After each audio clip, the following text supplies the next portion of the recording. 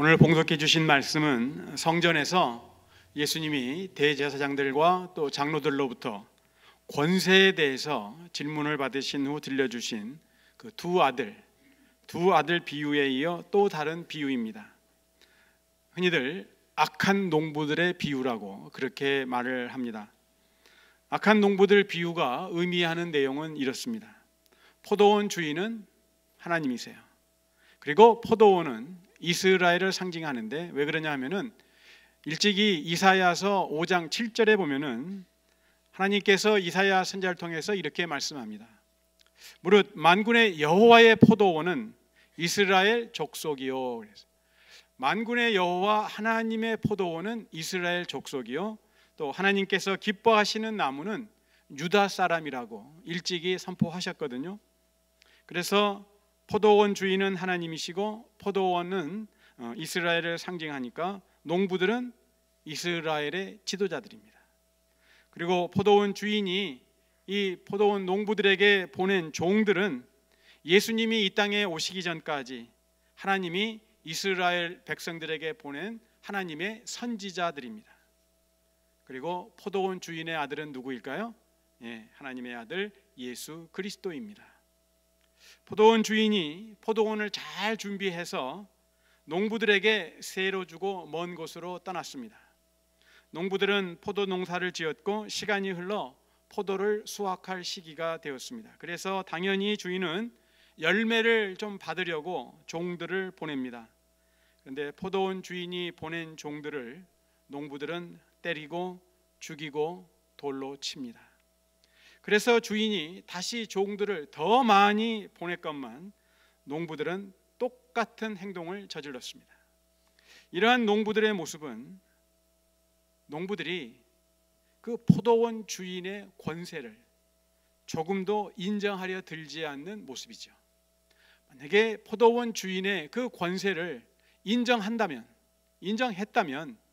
이런 일은 결코 할 수가 없죠.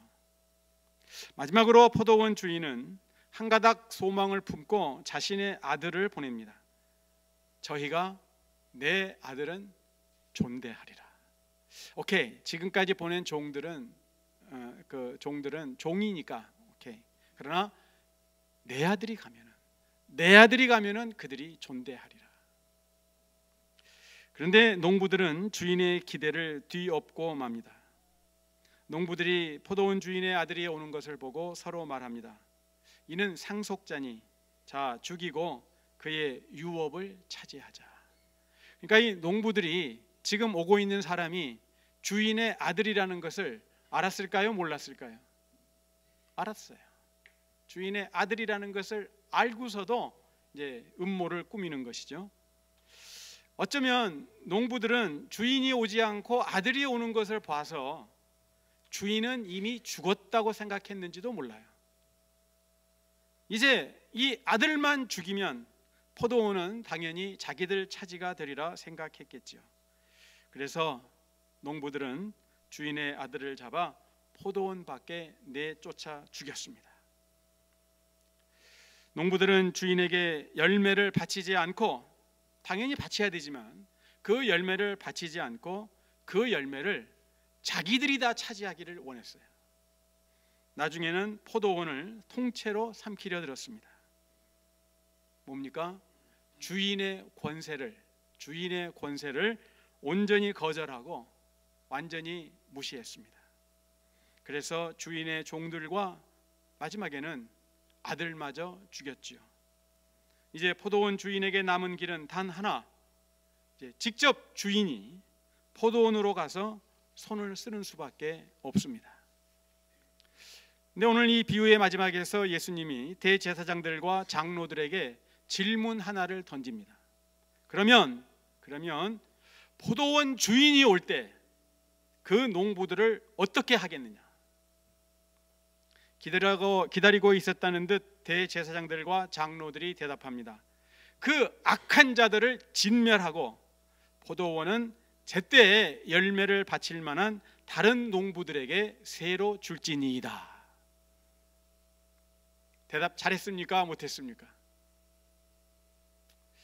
아마도 이 대제사장들과 장로들은 이 예수님의 비유에 나오는 악한 농부가 바로 자신들이라는 것은 전혀 생각해 보지 못했던 것 같아요. 오히려 자신들은 착하고 성실한 농부라고 자부했는지도 모릅니다. 그러나 그것은 대제사장들과 장로들의 착각이었습니다. 오늘 말씀을 보면은 아무리 악한 농부라 할지라도 만약 주인의 아들을 존대했더라면 종들을 때리고 돌로 친 지난날의 죄악이 아무리 크다 할지라도 다 용서받을 수 있었을 터인데 그들은 아들을 죽이고 말았습니다. 설사 전에 주인이 보낸 종들을 죽였다 하더라도 이번에 주인이 기대했던 것처럼 그 주인의 아들을 존대했더라면 괜찮았을 터인데 그들은 기회를 놓쳤습니다. 마땅히 존대해야 할 아들을 존대하지 않고 오히려 죽여버린 악한 농부들을 포도원 주인이 와서는 어떻게 하겠느냐? 그 판결을 예수님의 입을 통해서가 아니라 장로들과 대제사장들의 입을 통해서 듣게 됩니다. 그들 스스로가 자신을 정죄하는 것이죠. 그 악한 자들을 진멸하고 포도원은 제때의 열매를 바칠 만한 다른 농부들에게 새로 줄지니이다. 대제사장들과 장로들의 바른 판결을 들으신 예수님이 시편 118편 22절과 23절의 말씀을 들려주십니다. 건축자들이 버린 돌이 모퉁이의 머릿돌이 되었나니 이것은 주로 말미암아 된 것이요 우리 눈에 기이하도다. 건물을 세우는데 머릿돌은 아주 중요한 돌입니다. 이 머릿돌은 모퉁이 돌이거든요. 이 각진데 건물의 각이 진 곳에다가 놓는 돌이 모퉁이 돌인데, 그러니까 한 면 이쪽 면을 세우기 전에 이 기초돌을 놓습니다. 모퉁이 돌을 놓습니다. 또 이쪽 면을 세우기 전에 머릿돌을 놓습니다. 그리고 위로 건물을 올리기 전에 머릿돌을 놓습니다. 그러니까 머릿돌이 잘못 놓였구나. 머릿돌감이 안 되는 돌을 썼다면 그 건물은 위험하기 짝이 없지요. 그런데 머릿돌로 귀하게 사용되어야 마땅한 돌을 돌 고르는 일에 전문가인 건축자들이 한 번만 보아도 그 돌이 정말 귀하고 가치 있는 돌임을 알 수 있는 이들이 어떻게 했어요? 소용없다고 던져버렸습니다. 이 건축가들은 프로페셔널이에요. 건물을 짓는데 누구보다도 안목이 그 재료들을 볼 수 있는 안목이 뛰어난 사람들입니다. 그런데 그들은 모퉁이 돌이 될 만한 돌을 버렸어요. 있을 수 없는 일이요, 또한 있어서는 안 되는 일이죠. 시편에서 이 모퉁이 머릿돌은 이스라엘을 상징합니다. 왜냐하면 이스라엘은 모든 주변 국가들로부터 멸시와 천대를 받았습니다. 마치 건축자들이 쓸모없다고 버린 돌과 같았어요. 그런데 만군의 여호와 하나님께서 그 건축자들이 버린 돌을 모퉁이의 머릿돌, 아주 요긴한 돌로 사용하셨어요. 사람들이 볼 때 너무나 기이한 일이었지요. 그런데 이제 돌을 보는데 전문가인 건축자들이 그 버린 돌, 모퉁이의 머릿돌은 하나님의 아들 예수 그리스도임을 오늘 말씀을 통해서 우리는 알게 됩니다. 건축자들은 누구겠어요? 예수님 당시에 이스라엘의 종교 지도자들입니다. 당연히 하나님의 아들이신 예수님을 알아보고 그의 권세를 인정해야 할 지도자들이 오히려 예수님을 죽입니다. 버린 돌 취급을 했지요. 그런데 하나님은 버린 돌같이 십자가에서 피 흘려 죽은 예수님을 죽은 자 가운데서 3일 만에 다시 살리시고 하늘과 땅의 모든 권세를 부활하신 예수님에게 주심으로 예수님 앞에 모든 만물들이 무릎 꿇게 하셨습니다. 사람들이 보기에 아주 기이한 일입니다. 어떻게 십자가에 못 박혀 처참하게 죽은 그분이 하나님의 아들이요 온 우주의 구주가 되신다는 말인가? 하나님의 뜻은 반드시 이루어진다는 것을 우리가 알 수가 있어요. 오늘 말씀 가운데 43절을 다시 한번 다 같이 한번 읽겠습니다. 43절입니다. 43절 우리 다 같이 한번 읽습니다. 시작. 그러므로 내가 너희에게 이르노니 하나님의 나라를 너희는 빼앗기고 그 나라에 열매 맺는 백성이 받으리라. 여기 너희는 예수님에게 권세를 가지고 따지려고 나왔던 대제사장들과 장로들을 지칭하지 않겠어요? 예수님의 이 말씀에서 포도원은 하나님의 나라를 의미하며 악한 농부는 장차 예수님을 죽일 이스라엘의 지도자들, 대제사장들, 장로들임이 분명합니다. 또 하나님 나라의 열매 맺는 백성은 예수님을 믿고 순종하는 새 이스라엘, 그리스도인들 즉 교회를 의미합니다. 그리고 하나님 나라의 열매 맺음은 예수님이 하나님의 아들이심을 믿고 예수님이 주님이시요 구주이심을 인정하고 그분을 따르는 삶을 말합니다. 즉 하나님의 아들 예수의 권세를 인정하고 그 권세에 순복하며 예수님을 존대하는 자들이죠.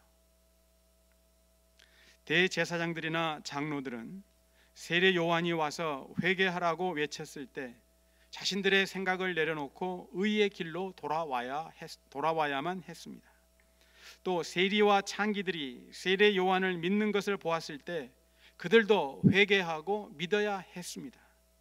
그런데 악한 농부들이 주인의 권세를 무시하고 탐욕을 부렸던 것과 같이 대제사장들과 장로들은 하나님을 섬긴다고 하면서도 하나님이 보내신 세례 요한의 말을 듣지 않고 믿지도 않았고 또 이 땅에 오신 하나님 아들의 권세를 인정하려 하지 않았습니다.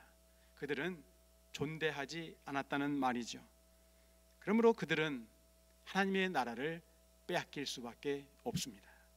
예수님의 말씀처럼 참으로 귀중하건만 알아보지 못하고 버려진 돌 위에 떨어지는 자는 깨어지며 모퉁이 머릿돌이 사람 위에 떨어지면 저는 산산조각 깨진다고 말씀하십니다.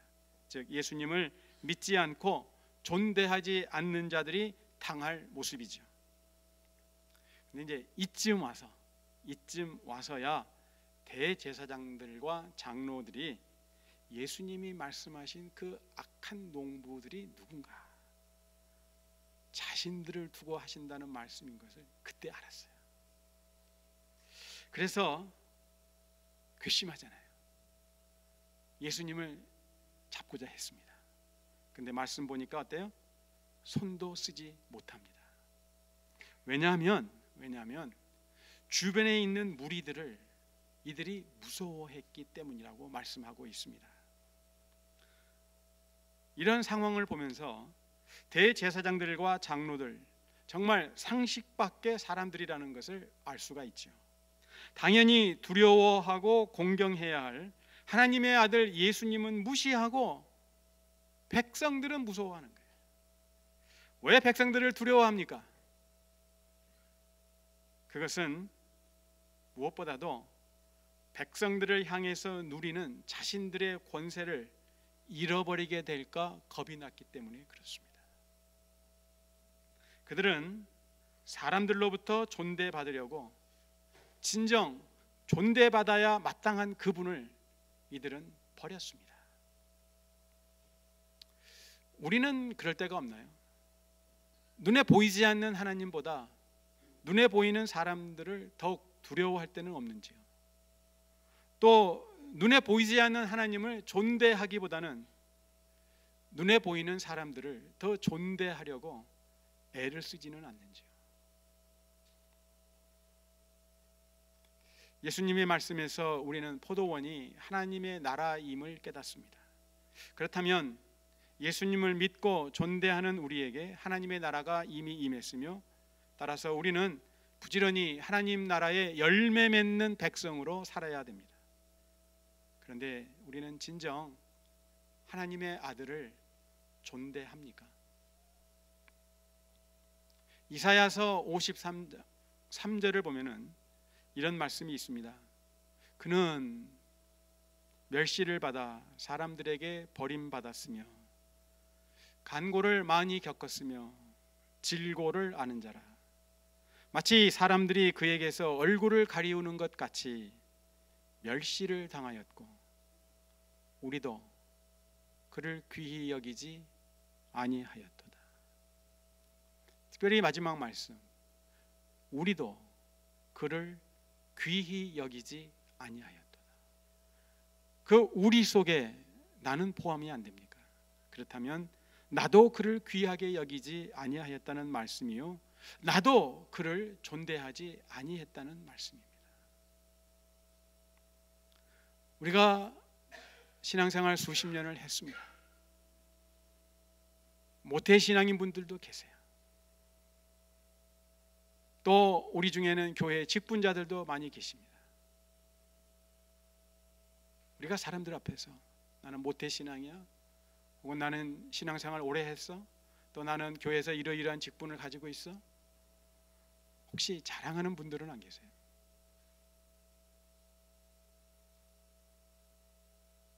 그런데 나도 그를 귀히 여기지 않았고 존대하지 않았다고 성경은 말씀하고 있습니다.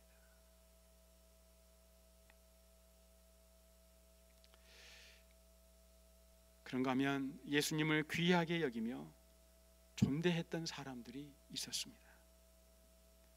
자기 집 병든 하인을, 자식도 아니에요, 아들도 아닙니다, 자기 집 병든 하인을 고치려고 예수님께 간청했던 가버나움 백부장입니다. 또 귀신 들린 자기 딸을 살리기 위해서 예수님께 나왔던 가나안 여인입니다. 이들은 유대인이 아닌 이방인들이었지만 예수님을 존대했고 그를 귀하게 여겼습니다. 예수님을 향해 조금도 의심하지 않고 무한한 신뢰를 보인 이들은 예수님으로부터 칭찬을 들었고 그리고 하나님 나라를 체험하는 놀라운 복을 누렸습니다. 그렇지만 아직 하나님의 아들을 귀하게 여기지 아니하며 존대하지 않았던 자들에게도 희망이 있습니다. 아직 하나님 나라의 열매를 맺지 못한 자들에게 소망이 있어요. 포도원 주인이 언제 올지 우리는 알지 못하지만 아직 오시지 않은 것만은 사실이에요. 그렇죠? 아직 포도원 주인은 오시지 않았습니다. 그러므로 바로 지금 이 시간 회개하고 하나님의 아들이신 예수의 권세를 인정하고 그분을 존대하며 예수님을 믿고 그의 말씀에 순종하면 그 사람에게는 소망이 있습니다. 소망이 있어요. 하나님은 오늘도 세상을 향해서 또 우리에게 말씀하십니다. 저희가 내 아들은 존대하리라. 저희가 내 아들은 존대하리라. 결코 우리 가운데 한 사람도 하나님의 그 기대감을 저버리는 사람이 없기를 원하십니다. 다 같이 기도하겠습니다.